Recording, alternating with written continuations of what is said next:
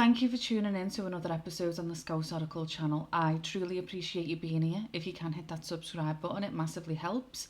And I am going to get right into it because, as you know, I've been tracking how the digital identity systems, NHS data platforms and the analytics infrastructure are being built in the UK, and not through one big law, but through contracts and pilots and admin decisions that most people never see, and why this petition is so important.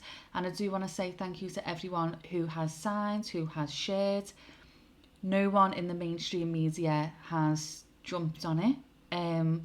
I do believe it's one of the most important things at the moment, and why it matters now is that so recently it's been reported that Palantir have received a new 3-year contract worth around 240 million with the Ministry of Defence, and awarded without a open procurement under the security exemption.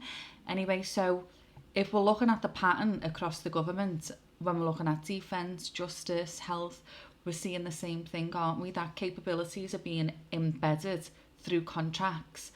The oversight is becoming like procedural, and then the permanence arrives, and then it's like after the fact people are told, and it's kind of then like, well, how did this happen? So at the same time we're moving over into a digital state. It's already happened, it's already happening. Got the identity verification layers are expanding. We've got the registers of approved verification providers which are being built. The NHS data is being consolidated into national platforms. None of it's secret, but as I say, it's all fragmented, isn't it? So, and it's only explained in public language. So the pattern that I want public to understand is that the modern governance is not happening now through Parliament.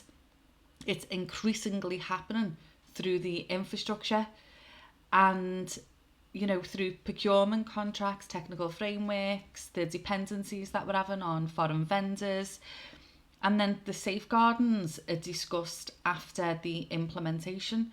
But once the system is operational, the question stops being should we, and it's going to be, well, how do we manage that, what already exists? And that's not conspiracy, it's just how these systems are working.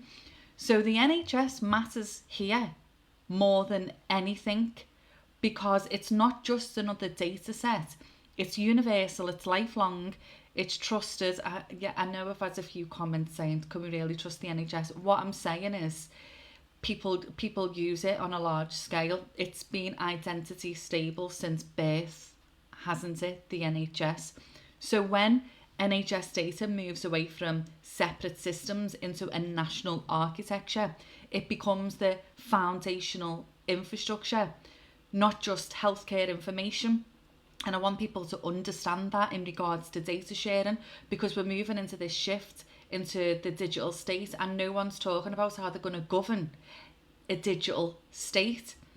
So public explanations are emphasising on it being aggregated data and anonymous, but technical documents, as we know, are showing identifiable processing at national level. And that gap matters because consent can't exist where understanding doesn't. And that's where this petition comes in, because it's asking for two very specific things: a clear national NHS data opt-out for data processed within national systems like the Federated Data Platform and the National Data Integration Tenant, so people can clearly and lawfully say no to secondary uses of data as the systems are expanding. So we want a full public consultation before any further expansion of these national data systems, not after deployment. And that's very important because we want it before expansion takes place. And I want people not to focus solely on Palantir, because that is an issue, but it's not the only issue, because at the same time it can rebrand. Like, the system is the bigger issue, because we're in a system which has allowed this to happen with no opt-out or opt into this system. So we're wanting it before the expansion takes place. And I believe personally it could be being ignored, because this petition does something very, very specific. It's challenging the governance from inside the system. And you hear it all the time, don't you? Well, the system's designed that way. It's working exactly how it's designed. Do you feel good about how the situation's going at the moment when it comes to anything? And, you know, and you're looking back and you're thinking, well, I voted these and I voted. Why is nothing changing? Because the system's designed that way, isn't it? And this is challenging the system from inside the system. So it's not shouting from outside the system. It's creating lawful friction within the infrastructure that currently is assuming consent by default. If a national opt-out existed, expansion has to slow down. If consultation is mandatory, implementation can't outrun scrutiny. And that's uncomfortable for institutions and for media and for people who want to do party politics and performing outside of offices with letters. You see, when people hear words like surveillance, they're imagining cameras, and I understand we've got the surveillance, but think of modern surveillance as administration, eligibility, access, risk scoring, automated decisions, the system quietly saying no to you. And the power isn't coming from watching you walking down the street. It's coming from linking the systems all together.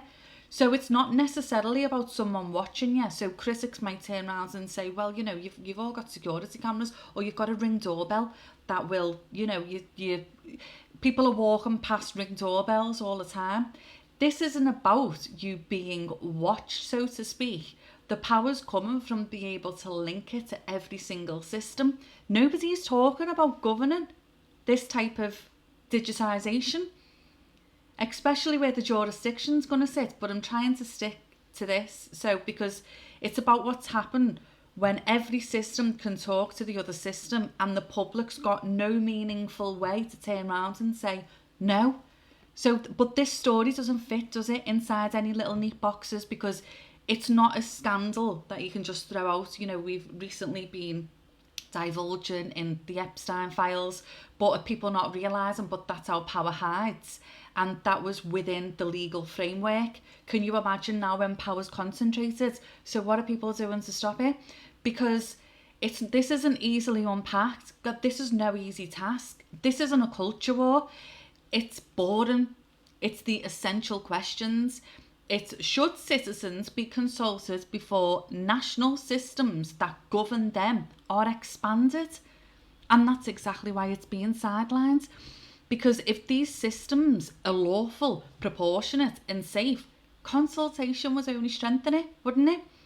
Would someone, and either party or the parties out there, you know, I'm trying not to be very specific. I don't want to feel as though I'm putting digs across, but I do want to get the message across in that this is going to give people consent. So why would they not want to give us that? If we're for the people, you know, if we are wanting to protect privacy, if we're wanting data sovereignty, people are confusing now what sovereignty means. We're moving over into a digitised state. So, and this isn't about stopping technology. It's about stopping governance being decided quietly, contract by contract, without the public being asked. And if someone steps into office and is already now then having to manage these systems which have been embedded, what are the contract penalties of coming out of it? What vendors are we going to use? What infrastructure are we going to build? Who's going to pay the costs of that? Why is this not being spoken about? Why is this the thing that is not being debated when governance is, it's going to be fully digitised, and most probably most of it not even under our jurisdiction? So the petition is linked. I hope that it does get to the 10,000, and it would be absolutely brilliant if it got to the 100,000. But we'll see. I'll keep talking about it. I'll keep putting it away in which people may be able to understand the importance of it, the relevance of it as we're moving over to a digitised state. I don't in any way want to spread any fear. I don't want to sensationalise this. I am just being very practical about how important this is. So thank you for tuning in, as always. Thank you for sharing. Thank you for supporting the work. I truly appreciate it.